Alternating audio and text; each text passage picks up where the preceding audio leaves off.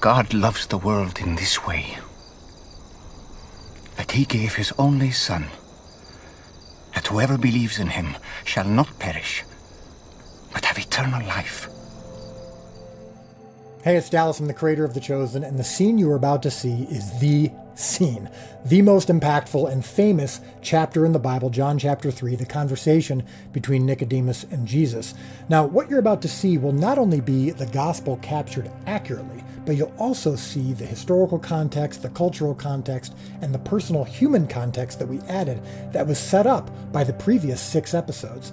So enjoy the scene as it is, but if you want to get the full impact as to why this scene was so powerful, be sure to watch the entire season 1 of The Chosen. Check this out. I don't know where to start. I have so many questions. Shall we sit first? Oh, yes, of course.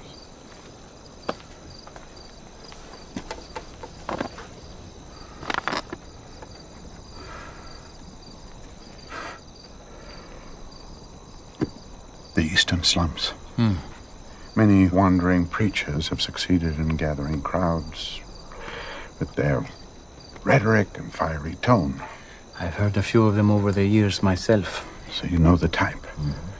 But I have never heard anyone tell a paralytic to get up and walk, much less it actually happened. So what is your conclusion? I believe you are not acting alone.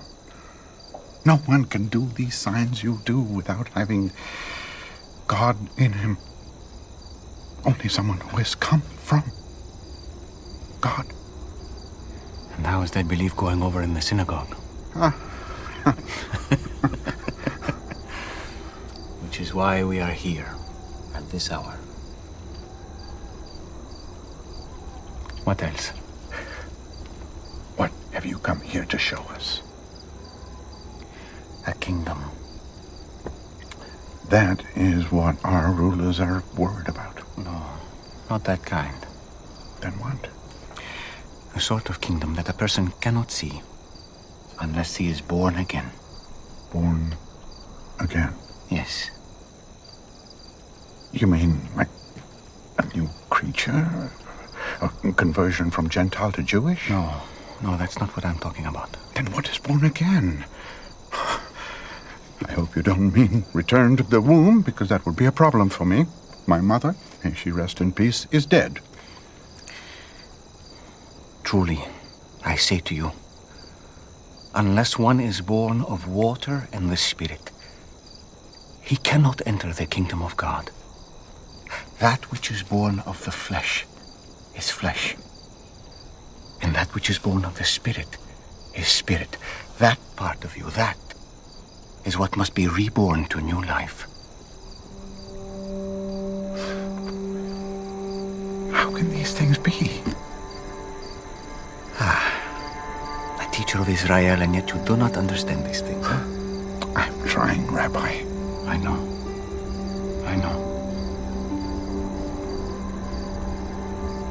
Do you hear this? What? Listen. What do you hear? The wind?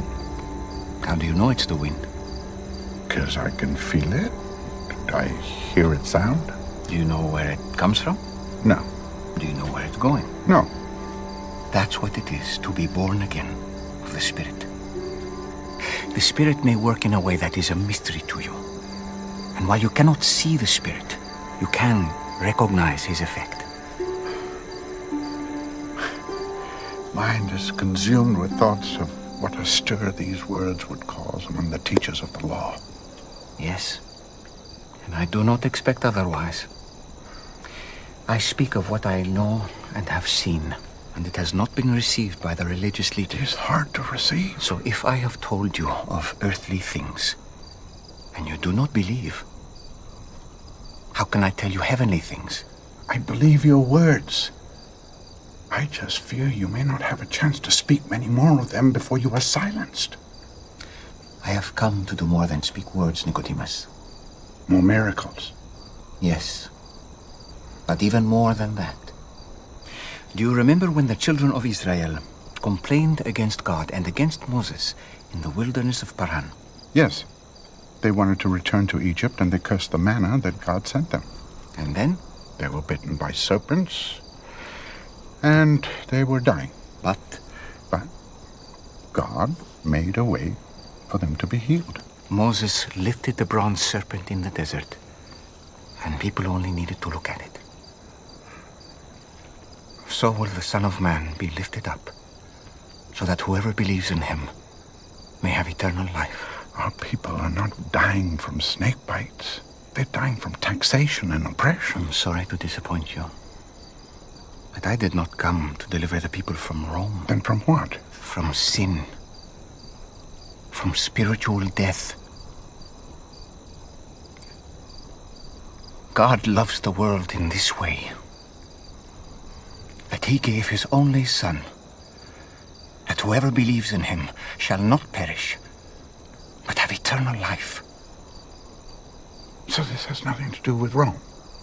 It's all about sin. God did not send his Son into the world to condemn it, Nicodemus. He sent him to save it through him. It's as simple as Moses' serpent on the pole. Whoever believes in him will not be condemned, but whoever does not believe stands condemned already. Have you ever heard anything like this before? When I met Lilith, Mary, that day, I told my wife and my students she was beyond human aid. Only God could have healed her. And then I saw her healed. And here you are. The healer. My whole life I have wondered if I would see this day.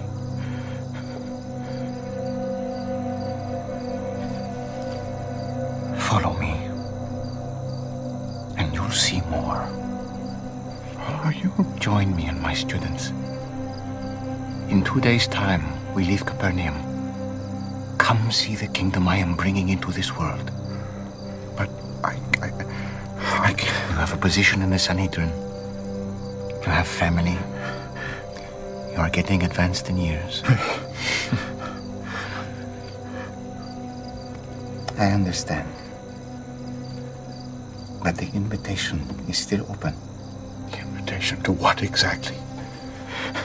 To lead a nomadic life, to give up who I am. It's true.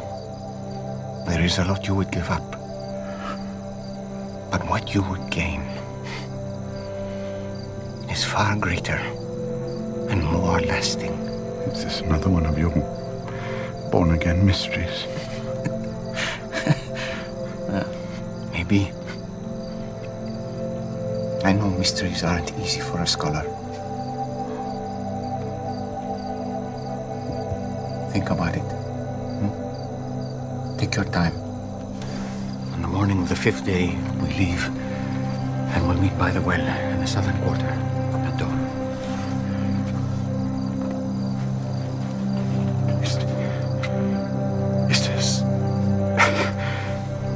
Is the kingdom of God really coming? What does your heart tell you? My heart is swollen with fear and wonder. It can tell me nothing except that I am standing on holy ground.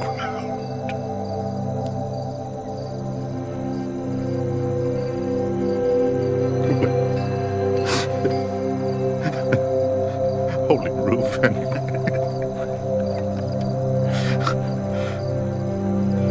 I do hope you come with us, Nicodemus. You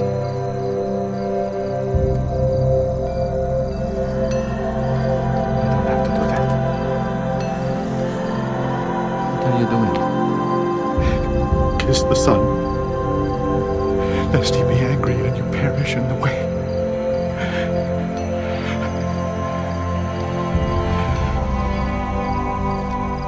Blessed are